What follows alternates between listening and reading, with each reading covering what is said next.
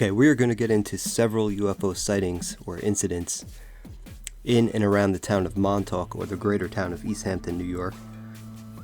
The first two reports in this flap from the late 1950s are reminiscent of the gimbal, tic-tac, and go-fast videos in the sense that they were tracked on radar, took off at incredible speeds, and the incidents were released to the press by our government and military. The next several reports are within a 2-month period in the spring of 1966. The article that collects these reports goes on to include a few stray reports in the 70s, 80s, and 90s. It goes on to mention that in the last 20 years, Suffolk County, New York has had the most reports in the entire country, a fact that I was unaware of but not surprised by. There were over 530 reported in a 15-year period. It was also a pleasure to briefly interview a local resident who remembers rumors in high school regarding the 1966 Montauk and East Hampton UFO flap. Before wrapping it up, we found yet another report involving Montauk in a book I'd just received as a gift. So without further ado, let's begin. 1957 UFO report made it to the White House due to perceived threat. Office of Memorandum, United States Government. Unidentified flying object reported on September 20th, 1957, Intelligence Advisory Committee, Watch Committee.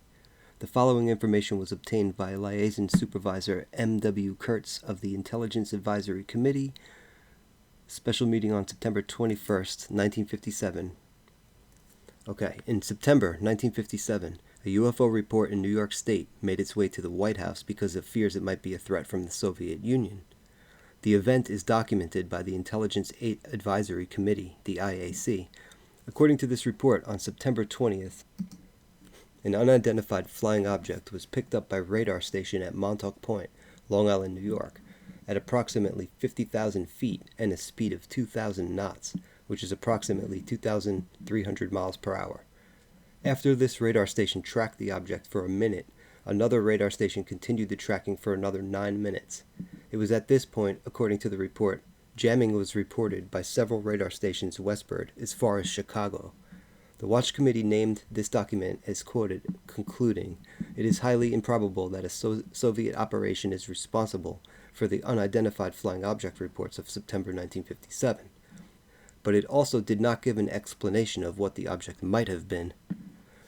The report is concluded with the following line: "Since the Air Defense Command is still investigating this report, further information will be reported as a more conclusive evaluation can be made." Wow. This report is just one of hundreds included in files released by the FBI involving UFO sightings. This is also very similar to another sighting at Montauk Point yet again the following year. It is from the Mutual UFO Network of Ohio, Montauk Point UFO event. A GCI, Ground Control Intercept radar operator, is working an exercise in cooperation with the Strategic Air Command. His call sign is Dora, and the site number is P9. It is June or July of 1958. The time of day is approximately 2 p.m.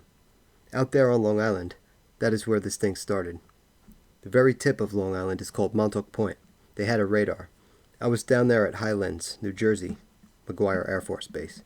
We had one up there at Saratoga Springs, New York. We had one in Boston, Pennsylvania, and this one over here, we used to call it Blue Knob, over near Pittsburgh someplace. This thing started probably around 2 o'clock in the afternoon. Montauk Point started to pick up these 6 targets over the Atlantic. They had a 250-mile range. They started picking them up around 200 miles, and they tracked them south of the radar. They got about halfway down the island, and we picked them up. They were just north of New York City by about 15 miles, and continued across Pennsylvania. Saratoga Springs picked them up. Benton, Pennsylvania picked them up. And then again, Arlington Heights, Illinois picked them up. And it was almost a straight line, and Arlington Heights lost them about 150 miles west. That's the last radar saw of them.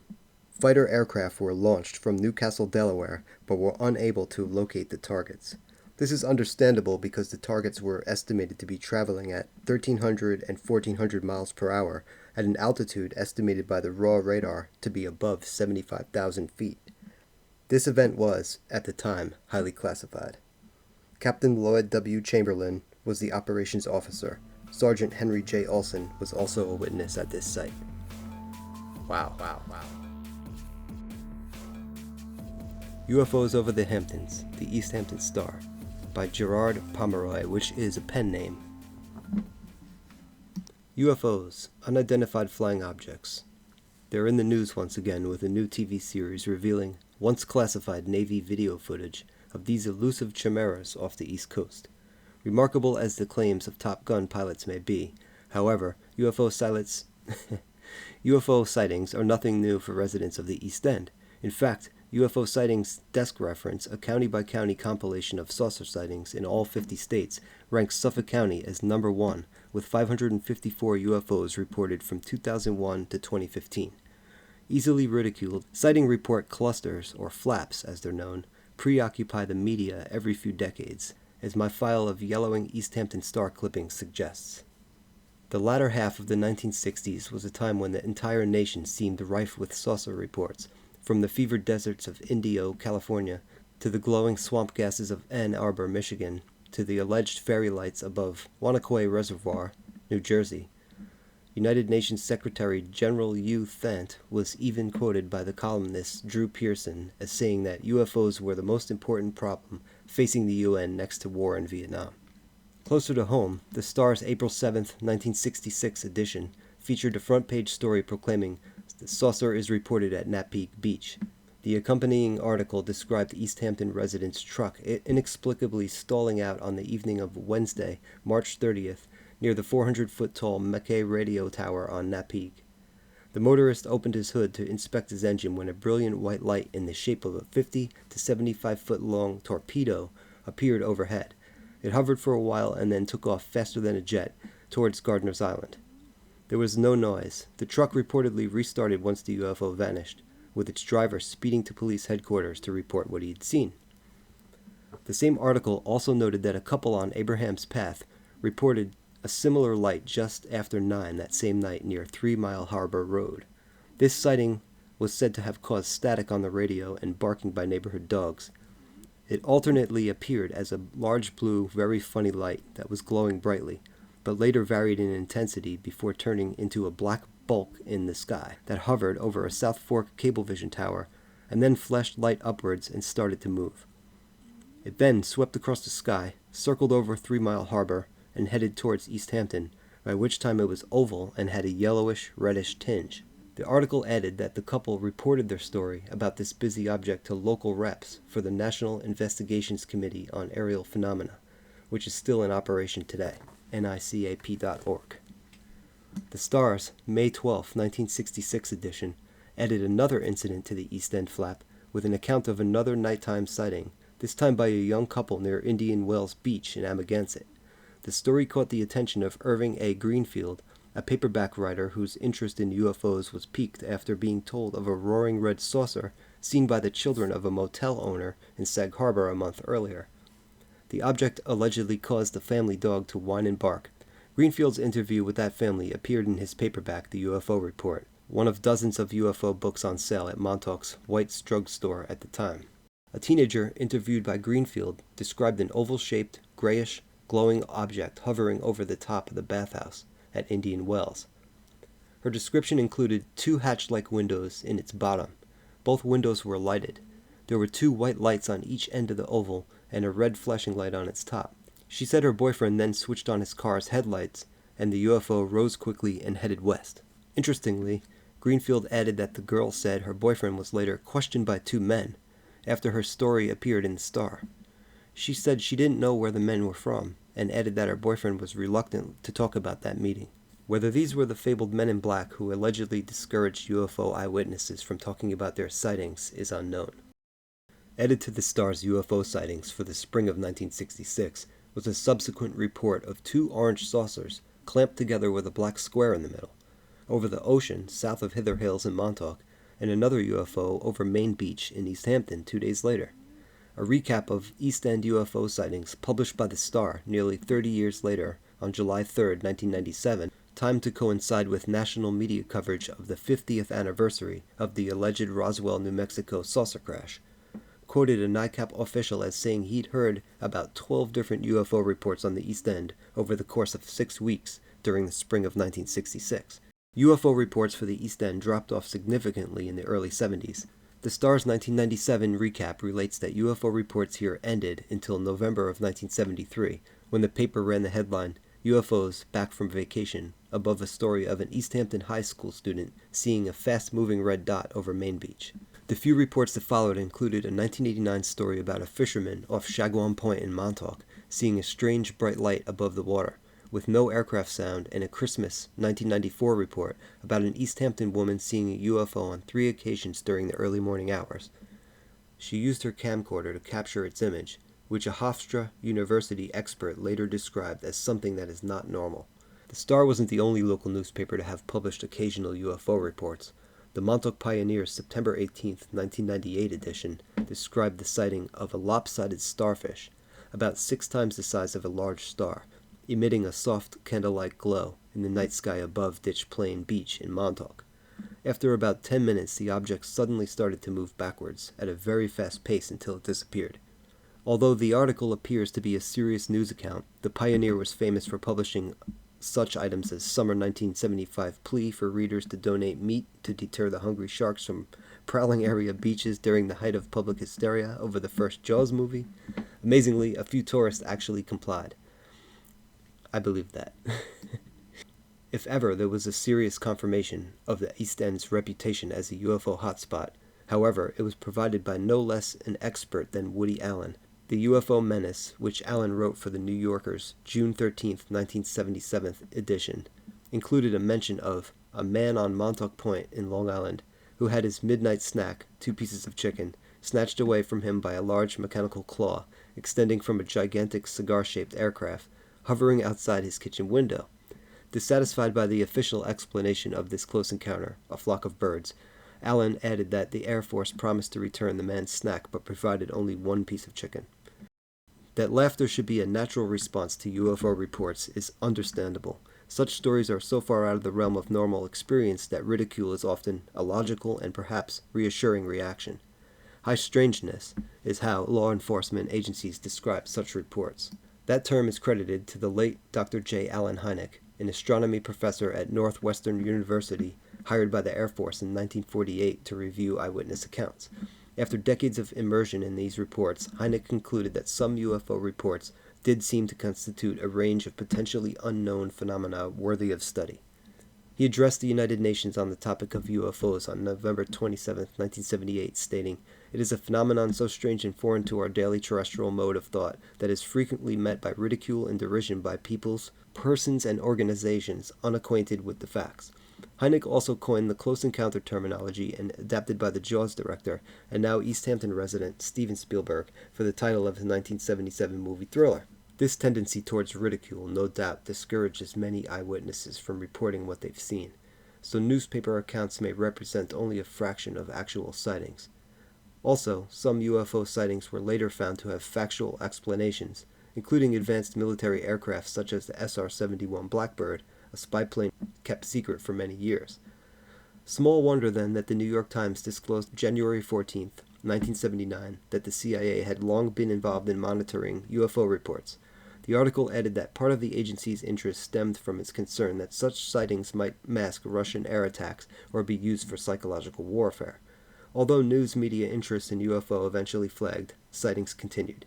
"The phenomenon persists," Hynek told the UN back in 1978. "It has not faded away as many of us expected it would, when years ago regarded it as a passing fad or whimsy. Instead, it has touched on the lives of an increasing number of people around the world." Any discussion of UFOs over the East End would be incomplete without mentioning something called the Montauk Project.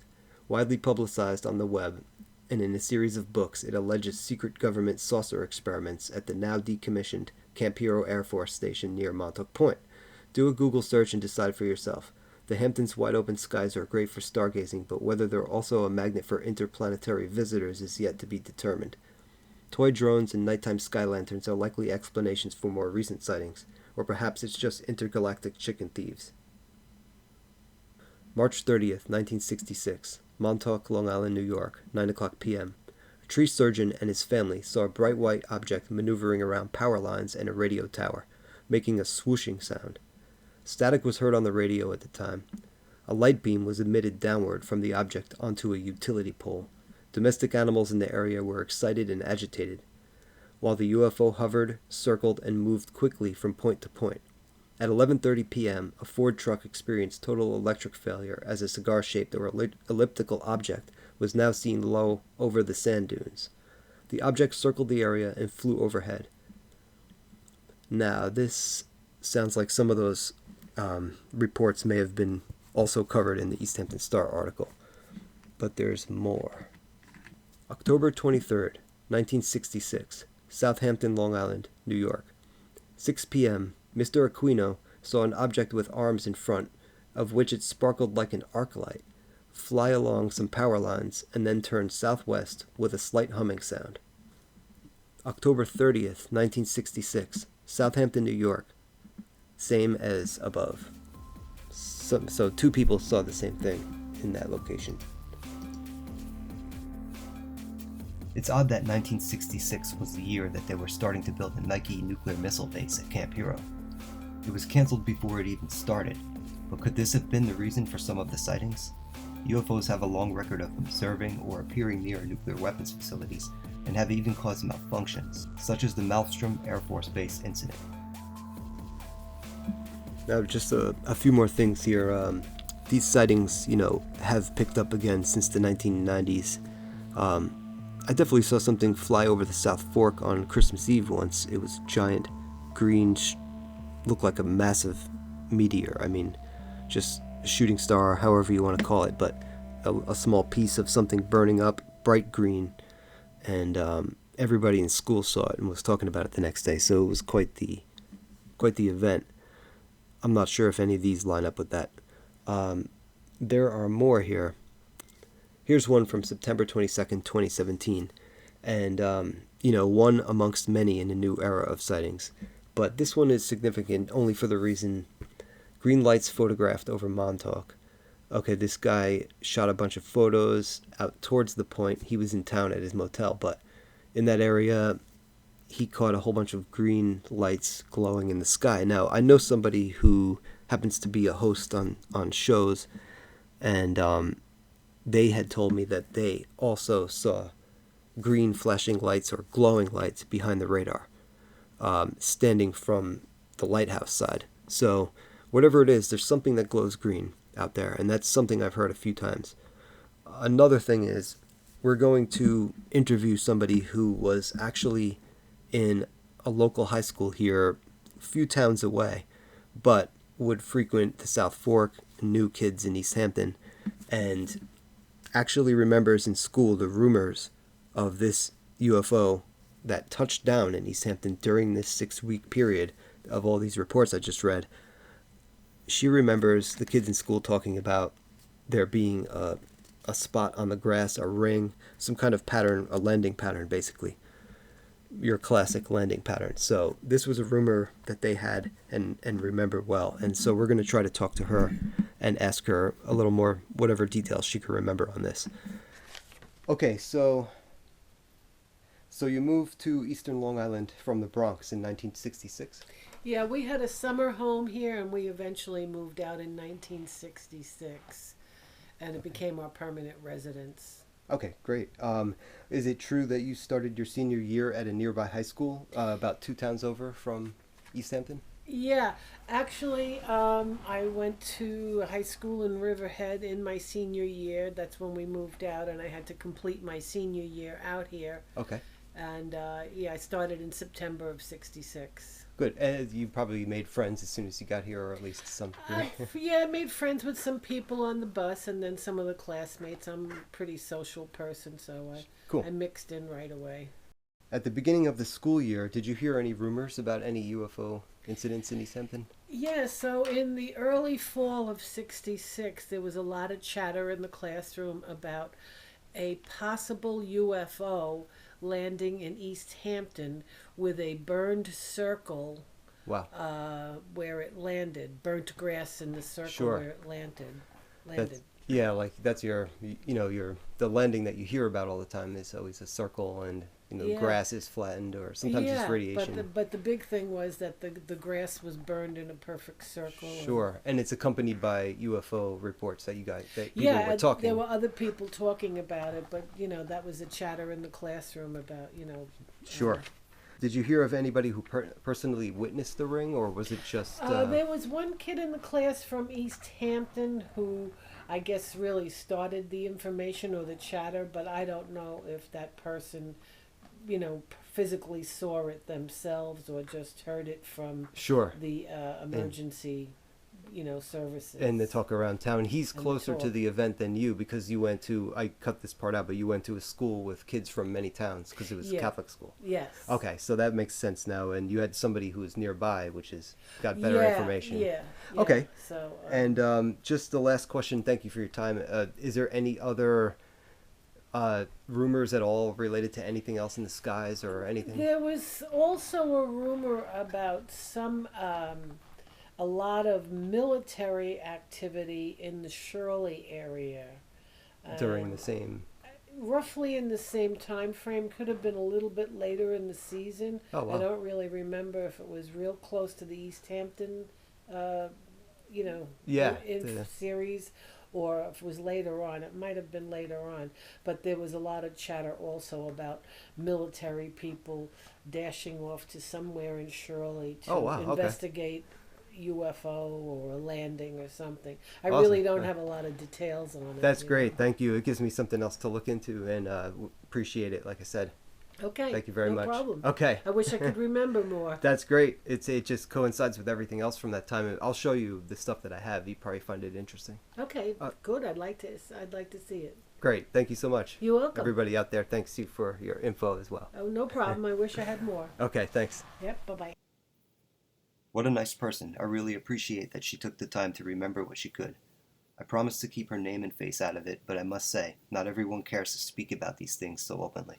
Some people shut down entirely, so thank you again if you are watching this. And last but not least, I found one more UFO report involving Montauk that I've never heard before, from a book I just received as a Christmas gift, so let's take a look at that quick. Okay, so this book I just got, it's pretty awesome. It has many places I know, many places I didn't know. Long Island oddities, curious locales, unusual occurrences, and unlikely urban adventures.